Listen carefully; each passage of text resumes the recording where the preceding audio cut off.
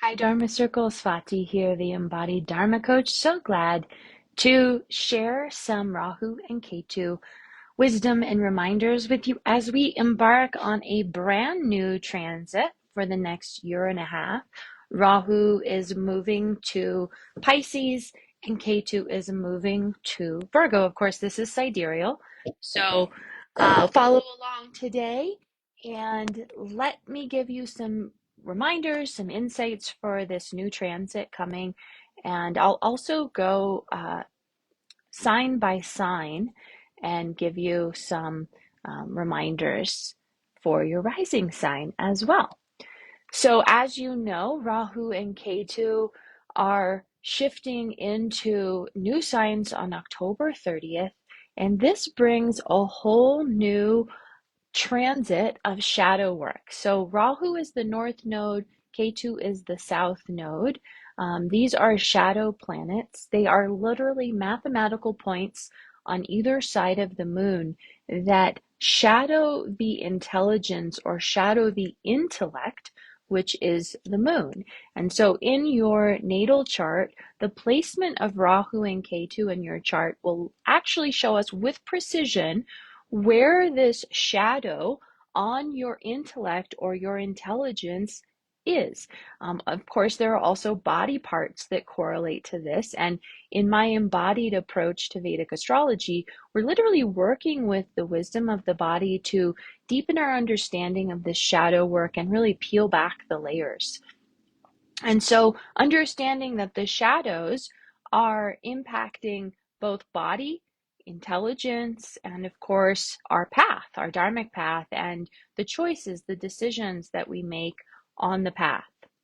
So, the shadow nodes are very important when it comes to our karma and the karmas that are showing up on the path, what we're facing, the choices that we make, and our self-development, our self-growth, our free will, our ability to make choice. Because with the shadow on the intelligence, we often make poor choices or the wrong choices, or we can't see clearly in order to make any choice at all. And so understanding how the shadow nodes impact our intelligence, our understanding of self and other, how we develop and grow on the dharmic path, it's really important. And of course, the Jyotish chart is such a powerful tool for understanding the impact, the way that the shadow is influencing us. And I just want to add that piece about the body as well, because when it comes to Jyotish, we really want to make sure that we're bringing this back to body, that we're letting this land in a very body-centered way, because these are not planets that are just, up in this cosmos doing something to us and pulling us in this direction or that direction. They are literally influences that are in nature that have an impact on our physical, mental, emotional, and spiritual body intelligence. So when the intelligence of the body is shadowed, that will determine choices, behaviors, actions, ability to see clearly, to know the self is really what Rahu and Ketu remind us. This is about knowing the self. The whole path, the whole purpose for your incarnation is to know thyself. Each one of us has a different path of knowing thyself and understanding the self. But Rahu and Ketu are very instrumental in peeling back the layers, taking the blinders off, cracking open insight, intuition, intelligence, so that you can know thyself even more fully. So here we have um, another opportunity to pull back the layers of knowing thyself and deepening the relationship with your body and your shadow work, your inner intelligence, and your inner knowing. And remember that Rahu is pulling you towards something. We can't see it fully because, again, Rahu is shadow. He is illusion. But He is pulling us consciously or unconsciously, whether you know it or don't know it. He is pulling us in the direction of this deep soul desire. Ketu, on the other hand, is always 7 houses away. They're in a 7-7 axis. Ketu is always cutting away the excess, the illusion, the ability to not see fully or properly or correctly. And with precision, he pulls off the blinders of illusion so that we can see fully, that we can become aware. And it's why he's called the moksha planet, because literally, what he wants for us and what Ketu is supporting us with is moksha, liberation. Now, that's a very spiritual way of saying doing our trauma work, quite literally. And it's why I call Ketu the trauma node, because he is stripping away, he's cutting, he's releasing, he's severing, he is disembodied. He is the disembodied lower half of the demon Rahu. And as a result, when we're working with Ketu, we need to attend to the sensitivity in this area of the life and this area of the body. Rahu is going to be pulling us in one direction, and Ketu is going to be reminding us, hey, let go. Find a different way. Restructure. Tend to the sensitivity. Lean closer to this pain, this challenge, this discomfort. Don't jump over this. And when we're working with a 7-7 axis in the Jyotish chart, there's a very deep-rooted intelligence that comes, because a 7-7 axis is always self and other. It's looking at a mirror, another. It's looking at something right in front of you. And it's why this axis of Rahu and Ketu, the 1-7 dynamic or the 7-7 dynamic that they share, is really important for this inner growth, this awareness of self and other as well. And so whatever Rahu is pulling us towards, Ketu, you better be sure, is 7 houses away, saying, don't forget this. This part of you is also important. This pain, this tenderness, this struggle, this disconnection also needs your attention. It's both. And we may not be able to see clearly what Rahu is pulling us into, but Ketu is going to be taking the blinders off so that we can see more clearly and attend to these deeper parts of ourselves. And that's trauma work, that's grief work, that's shadow work, that's ancestral work, that's your healing work. And so regardless of where Rahu and Ketu are in your chart natally, and also in this new transit, it's about healing. And it's always about healing and transformation so that your path can evolve, that your soul can develop and grow and evolve. And the reminder is that without Rahu and Ketu, we wouldn't be here. Rahu is what compelled your soul to incarnate into this body, into this life. So I know that Rahu and Ketu get a bad rap, and even traditional Jyotish, they're bad, they're negative, these are problems to be solved or fixed, but I really don't see it that way. You know, when we're doing our shadow work, when we're doing trauma work, when we're really taking a more embodied approach to the path and to the development of our soul and our soul work, it's much more about curiosity, befriending, and understanding the deeper healing at play in no matter what we face on the path.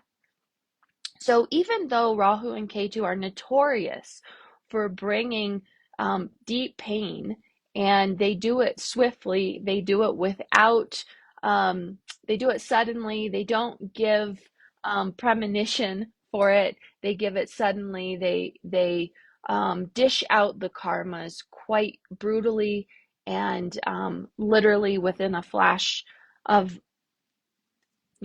a moment. Things can change, sudden loss, sudden pain, sudden insights, everything sudden, sudden, sudden, sudden with Rahu and Ketu. That's their nature. They don't do anything slowly. And they don't do anything predictably either. It's why Rahu and Ketu are very hard to predict in a chart. It's very hard to predict if someone is in a Rahu Mahadash, what the outcomes will be, because the nature of the nodes are unpredictable. And so we do the best we can with tendencies and influences and understanding, but the best approach is curiosity and continuing to move closer to the shadow, the illusion, the parts of ourselves that are in resistance, in fear, that the parts of the body that are in resistance and fear. The Rahu Ketu axis represents the attraction repulsion dynamic at play in your body and in your life. Natally, Rahu is showing you what you are moving towards, what you're compelled to move towards. And at the same time, Ketu is saying, let it go, less is more, detach, heal this part of you that has not been tended to. And by the way, you have no option. And the attraction repulsion dynamic reminds us, I want this, Rahu, but I'm terrified of it at the same time, Ketu. So wherever Rahu and Ketu are in the chart, we're being pulled in a certain direction, and we have to tend to the terror, the fear, the resistance that is a part of the desire. And that is why Rahu and Ketu are always 7 houses away. Because if you have a desire, you must also attend to the fear or the resistance that is working against that desire. That's the nature of this Leela, this earth plane that we live in, that when we have worldly desires and the soul has incarnated because of worldly desires, that is why you're here. That is what your soul is doing in this body. You have karmas that your soul needs to work through. These are the desires.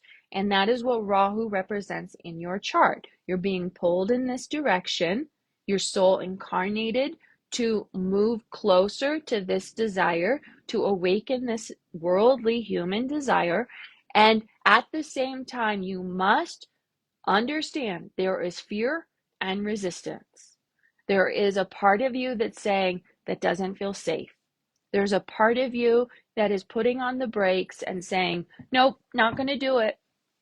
This is dangerous. This is terrifying. This might be harmful. For whatever reason, there is resistance. And that is your work. That is your shadow work. That is your job in this life and on the Dharmic path, is to tend to both. I want it. I'm being pulled in this direction, and I'm terrified at the same time. That is your shadow work. How you tend to that fear, how you work with the fear consciously, with support, with guidance, in an embodied way, determines your success on the path. And there is absolutely no way to do trauma work, true trauma work, without tending to the body as well. So what this Rahu in Pisces and Ketu in Virgo is really reminding us to focus on in the next year and a half or 18 months is really being pulled into our spiritual work. Pisces is a very spiritual sign that is about the 12th house matters and the things that are otherworldly. It's the ancestral realm. So you might be pulled in the direction of doing your ancestor work. I sure hope you are. That's my mission for the next year and a half, is to make sure you have ancestral and dharmic resources, because that is what Rahu will be asking for. Pulling you into 12th house matters, spiritual work, retreats, alone time, solace, ancestral work. Doing the deep dive into the unconscious realms, the subconscious realms. The nakshatras of Pisces support this, whether it's Purvabhadra, Uttarabhadra, or even Ravati. And Rahu will be hitting Ravati first, then Uttarabhadra, and then Purvabhadra, and then he goes into Aquarius next. So this whole transit is very spiritual, and it has to do with the spiritual realms, the spiritual nature, and the whole world. Everyone is influenced by these sidereal transits, whether they're consciously aware of it or not. The pull will be towards the spiritual realms in the coming 1.5 years. And you'll see the trend of that everywhere. You'll notice people, unbeknownst to them, being pulled towards the spiritual. And for us as well, even with the conscious awareness of this desire, new things will show up, new insights, new desires. This is also about new tools, new resources.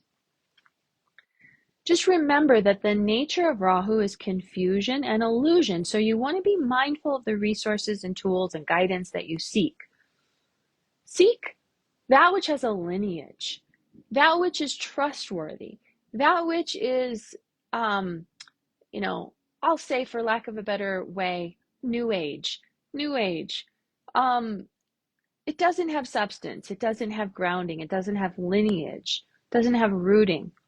It's not the best use of time and effort. So with Rahu, we can get poor knowledge or misinformation. We can get painful or damaging even knowledge and wisdom. And so in this cycle, be really mindful of the knowledge and wisdom that you are working with. And I'm going to encourage you to really be doing your ancestral work at this time. This might also be dream work. It might be sleep issues. It could be problems with your feet. 12th house matters are connected to feet, dreams, sleep, anything of the bed pleasures. So there might be challenges within relationships. 12th house can be marriage and marriage contracts, contracts with the ancestors. So there might be challenges, confusion, uncertainty, doubt that comes up in those areas. Ketu is moving into Virgo, and Virgo is clean. Virgo wants tidiness. Virgo wants you to have orderliness, okay? So you won't be able to get away with that mess.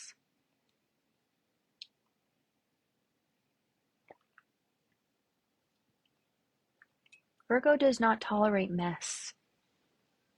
Ketu does not tolerate mess. So wherever this Ketu and Virgo combination lands in your chart, be mindful that there will be necessary cleanup and cutting away the disorganization, the lack of cleanliness, the lack of tidiness, and it's connected to the mind. It's mental body cleanup. Even though it might on the material plane of existence show up quite literally in your house or on your land or with your car, remember that this is at the root a mental body cleanup that you are being asked to do. And you won't be able to get away with filth, dirtiness, messiness, unattended grief work. It just won't fly in this cycle. And so understanding too that this area of the body is going to need cleanup as well. And it might be that this area of the body needs to have your attention in order to clean up this part of the body. And pay attention to the body part metaphor. Again, Pisces feet, and Virgo is digestion. It is the lower intestines. It is how we assimilate. It's where we assimilate and digest information, food, knowledge, environment, relationships. So there's a digestion process taking place with this K2 in Virgo. For some people, this will be extreme sensitivity with their digestion. They may get inflammation.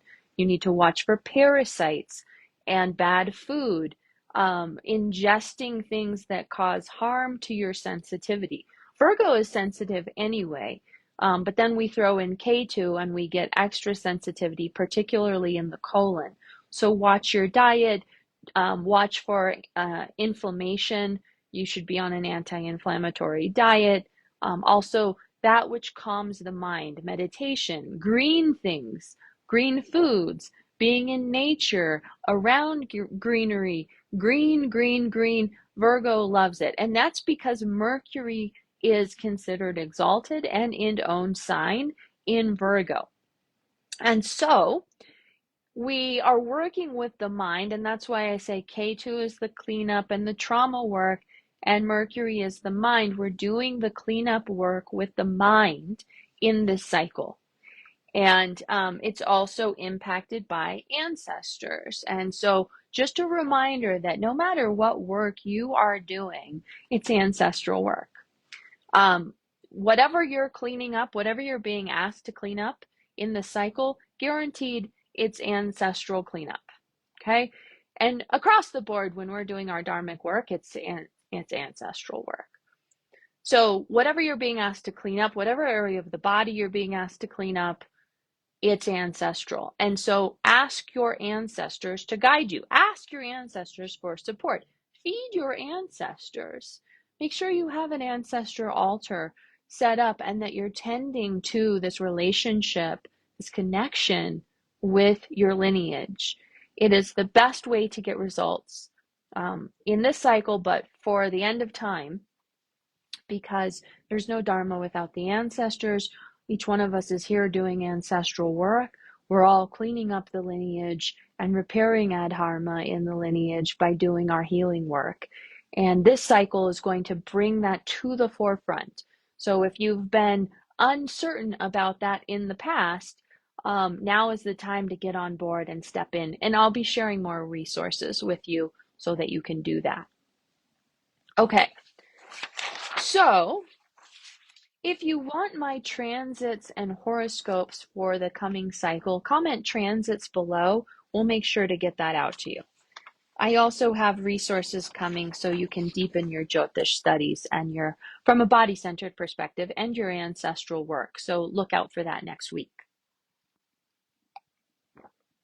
Okay, so let's go through the signs and I'll give you a little update. This is based on rising sign. It may also apply to your moon sign or your sun sign. You can pay attention to that. Just a reminder, this is sidereal, body-centered. This is not applicable to your Western astrology chart, okay?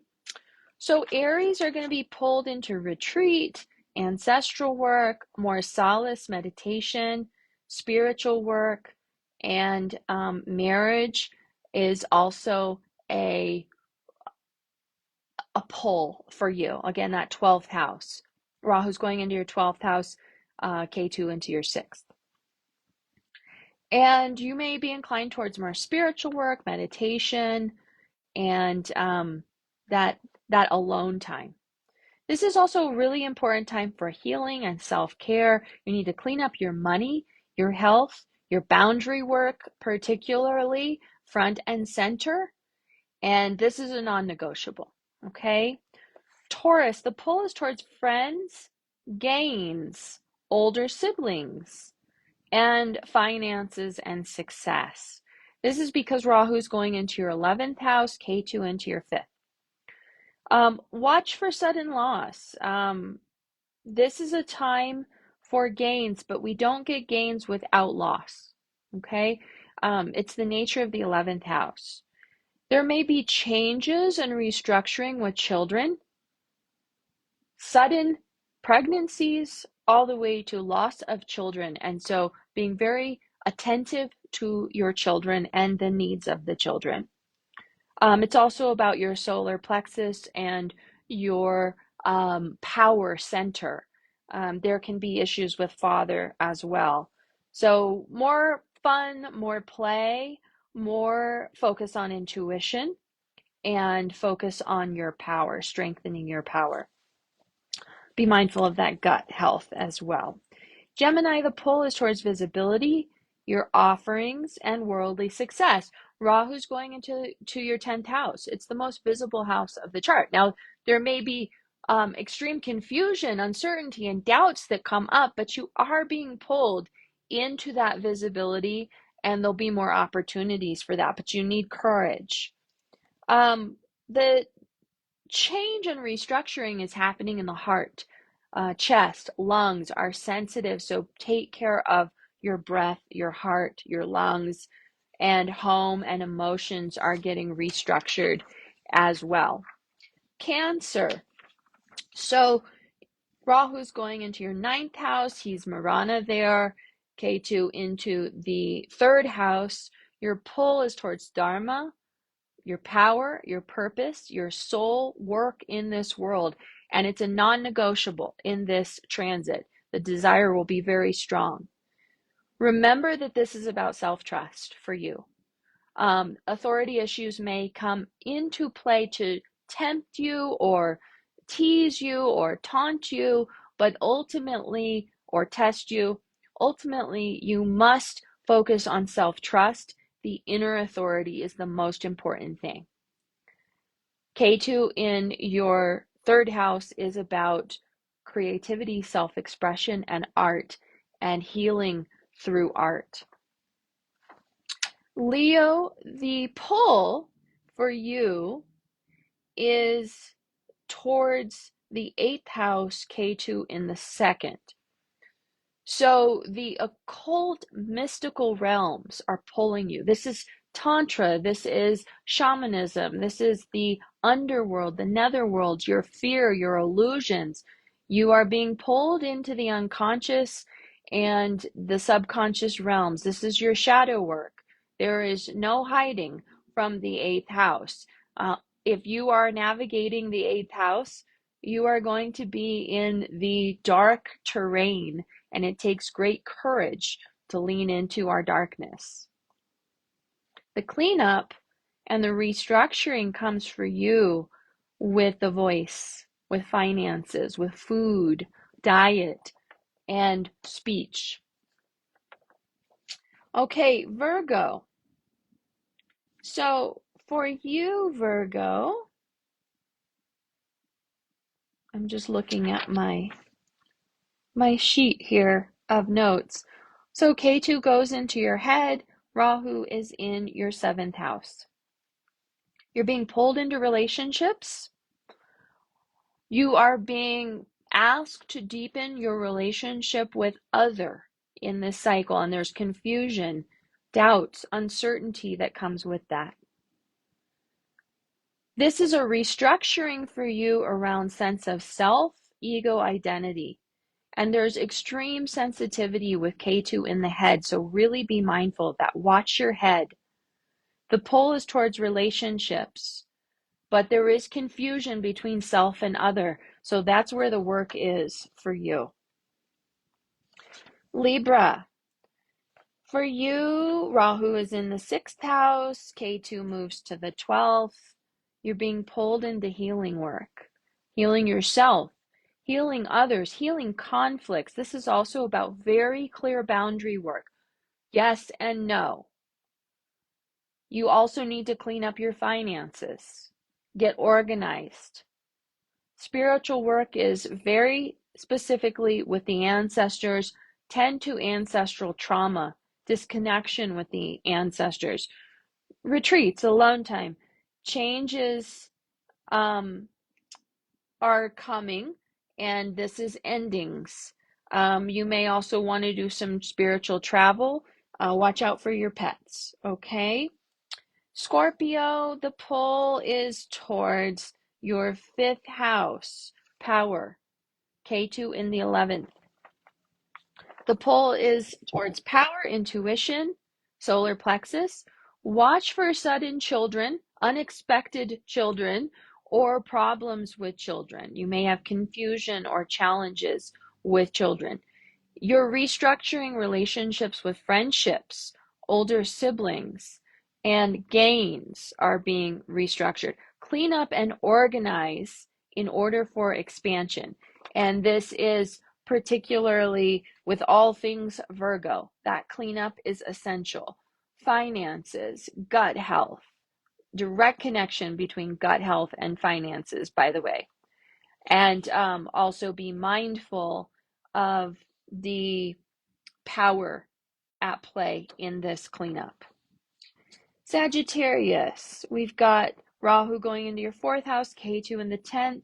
The pole is towards home and heart and land, lungs, chest, rib case. This is your 4th house, and that is the emotional body seat. So really taking care of that emotional body, that center of feeling and heart. The restructuring is in your offerings, your visibility, your ability to be seen, heard, noticed, acknowledged. And the way that you'll get ahead in this cycle is spiritually, not materially.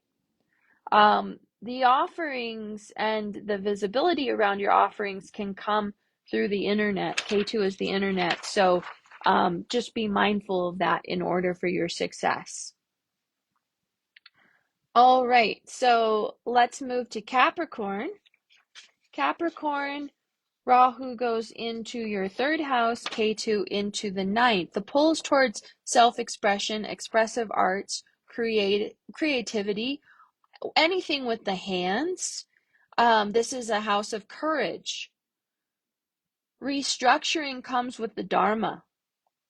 You need to deepen your self-trust and watch for trauma with the authority or a loss or struggle with the authority. But ultimately, you need to come back to the inner authority, the inner self, the self-awareness, the self-trust.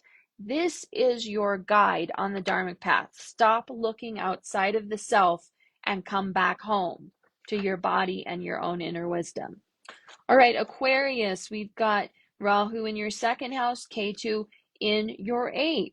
The pole is towards speech, money, self-expression, and voice. You'll want to be more powerful and use your voice more. Maybe you start singing, chanting, awakening the voice on some level. You need to clean up your diet. You need to clean up your money and make sure that you are not hiding or in shadow around money and food, and even the quality of your voice and your words. Trauma work is essential in this transit. You cannot get away with not doing your trauma work.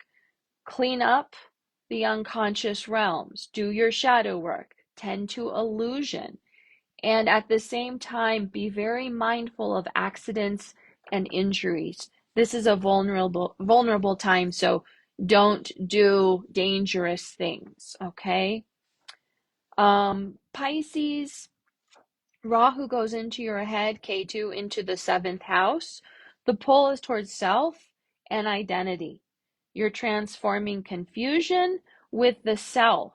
So the pull is towards self so that you can deepen the understanding of the self. And confusion is a very powerful way for awakening to the self. What do you need? What feels good? What supports? What nourishes? It's also a deep dive into ancestral work and the sense of self that has been created by the ancestors. The restructuring and the changes have to do with relationships. The trauma work is within relationship. There may be sudden changes, losses, restructuring with relationship, but it's relationship that keeps you focused on the self-work and the self-development. So you'll be doing a lot more spiritual work and self-illumination work. Be proactive in that. Do get support. And we definitely don't want to be lazy in this cycle. there's really no way that Virgo is going to allow us to get lazy. Rahu in Pisces could keep the blinders on and keep many lazy, immersed in soul avoidant behavior. We just don't want that. This is a very important cycle for your ancestor work, your healing processes, and you can make a lot of progress in this process with your healing, with your trauma work, your shadow work, and your ancestral work. So do make some hay while the sun shines over the next year and a half.